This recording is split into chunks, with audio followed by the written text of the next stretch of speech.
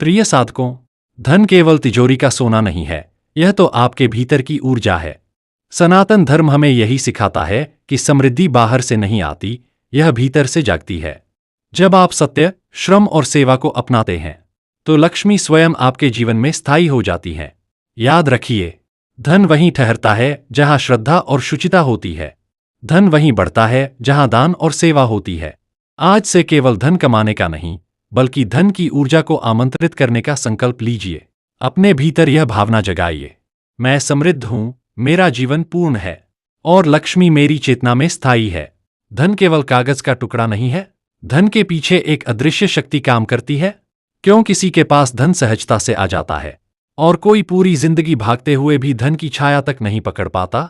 सनातन धर्म कहता है, धन केवल परिश्रम से नहीं आता, धन चेतना की अवस्था से आता है। वेद और उपनिषद बताते हैं, धन वही पाता है जो ऋत यानी ब्रह्मांडीय नियमों के साथ जुड़ा रहता है। आज की इस यात्रा में हम सनातन धर्म के उन रहस्यों को जानेंगे जो केवल मंदिरों की घंटियों, शास्त्रों की पंक्तियों और ऋषियों की वाणी में छिपे हुए हैं। यह केवल ज्ञान नहीं, बल्कि वह शक्ति है जो आपके जीवन को बदल सकती है। अध्याय 1, धन का वास्तविक अर्थ, सनातन दृष्टि। सनातन धर्म में धन का अर्थ केवल सोना चांदी या सिक्के नहीं है। धन का अर्थ है ऐश्वर्य, ऊर्जा, अवसर और संतुलन। ऋग्वेद में धन को शक्ति कहा गया है।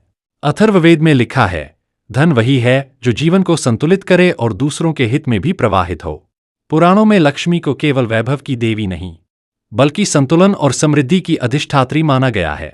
इसलिए सनातन परंपरा में सच्चा धन है अन्न, खाद्य, विद्या, ज्ञान, गो, संपत्ति, साधन, मित्र, सहयोगी, आत्मबल, आत्मविश्वास और अंत में लक्ष्मी, भौतिक धन। यानी धन केवल बैंकों में नहीं, आपके भीतर और आपके कर्मों में भी है। अध्याय 2, लक्ष्मी का रहस्य, धन की देवी। माता लक्ष्मी का स्वरूप अद्भुत है। वह कमल पर विराजमान है, उनके हाथों से स्वर्ण और अन्न की धारा प्रवाहित होती है। लेकिन एक गहरा रहस्य है, लक्ष्मी कभी स्थायी नहीं होती। वह चंचला है, यानी अगर आपका जीवन धर्म से भटक जाए तो लक्ष्मी तुरंत चली जाती हैं। सनातन धर्म कहता है, लक्ष्मी वहीं ठहरती हैं जहां श्री, श्रद्धा, शुचिता, पवित्रता और सत्कर्म, अच्छे कर्म होते हैं। अगर धन अधर्म से कमाया जाए तो वह लक्ष्मी नहीं, बल्कि अलक्ष्मी बन जाती है, यानी धन होते हुए भी दुख और अशांति। इसलिए हमारे ऋषि कहते थे, धन पाना सरल है, लेकिन धन को टिकाना धर्म और सत्य के बिना असंभव है। अध्याय 3, कुबेर का खजाना, भंडार का रहस्य। धन के संरक्षक देवता कुबेर हैं। उन्हें यक्षराज कहा गया है। कुबेर केवल सोने के स्वामी नहीं, बल्कि भंडार के रहस्य के भी स्वामी हैं।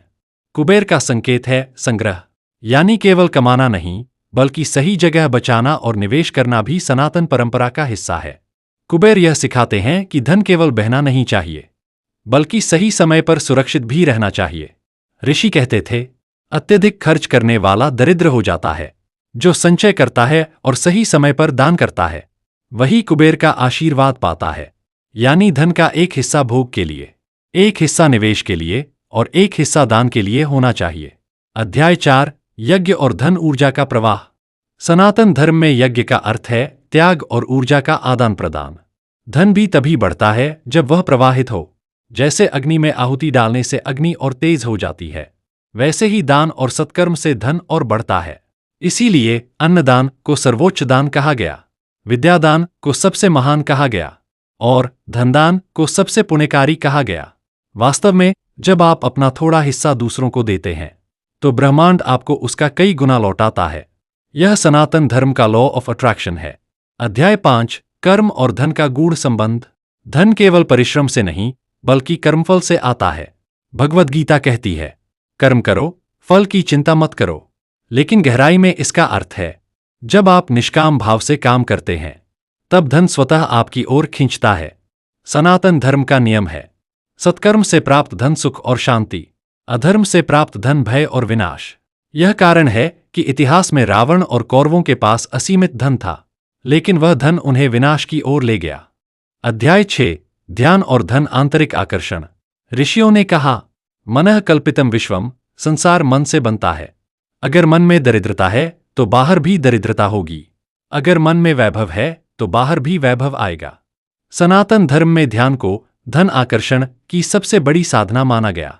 हर दिन कुछ क्षण अपने भीतर यह भावना जगाना, मैं समृद्ध हूं, मैं पूर्ण हूं, धन मेरी ओर प्रवाहित हो रहा है। यह साधना आपके जीवन में वास्तविक परिवर्तन लाती है। अध्याय 7, प्राचीन ऋषियों के धनसूत्र। ऋषियों ने धन अर्जन के लिए कुछ नियम बताए। 1. सत्यम, सत्य बोलो, झूठ से कमाया धन अलक्ष्मी बनता है। 2. श्रम, परिश्रम करो, आलसी के घर लक्ष्मी नहीं ठहरती। 3. संग्रह, बचत करो, बिना संचय के संपत्ति टिकती नहीं। 4. वितरण, दान करो, जो बांटता है उसी के पास और आता है।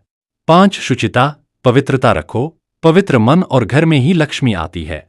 अध्याय 8, आधुनिक जीवन में सनातन रहस्य। आज के समय में भी यह रहस्य उतना ही सत्य है। जब आप अपनी आय का एक हिस्सा बचाते हैं, आप कुबेर की कृपा को जगाते हैं। जब आप अन्नदान या सेवा करते हैं, आप लक्ष्मी को स्थिर करते हैं। जब आप अपने कर्म धर्म के मार्ग पर रखते हैं, तो धन स्वतः आपकी ओर आता है। अध्याय 9, ध्यानात्मक अभ्यास, धन आकर्षण। अपनी आंखें बंद करें, गहरी सांस लें। कल्पना करें कि आप कमल पर बैठे हैं और आपके चारों ओर स्वर्णिम प्रकाश फैल रहा है। आपके हाथों से सोने की धारा निकलकर ब्रह्मांड में प्रवाहित हो रही है और वही धारा आपके पास कई गुना होकर लौट रही है। मन ही मन दोहराए, मैं समृद्ध हूं, धन मेरा स्वाभाविक अधिकार है, लक्ष्मी मेरी चेतना में स्थायी है। धीरे धीरे यह भावना आपके जीवन को बदल देगी। अंत में धन और धर्म का संगम। सनातन धर्म हमें यह सिखाता है, धन का रहस्य परिश्रम में है, धन का रहस्य धर्म में है और धन का रहस्य दान में है। धन को कभी केवल कागज न समझें, यह ब्रह्मांडीय ऊर्जा है जो आपके कर्मों और विचारों से आकर्षित होती है। इसलिए सत्य बोलें, श्रम करें, दान करें और भीतर समृद्धि की भावना जगाएं। तभी आप जान पाएंगे कि धन केवल वस्तु नहीं, धन चेतना है। यही है सनातन धर्म का एंशिएंट सीक्रेट ऑफ वेल्थ। अगर यह संदेश आपके हृदय को छू गया हो तो इसे लाइक करके सब्सक्राइब करें।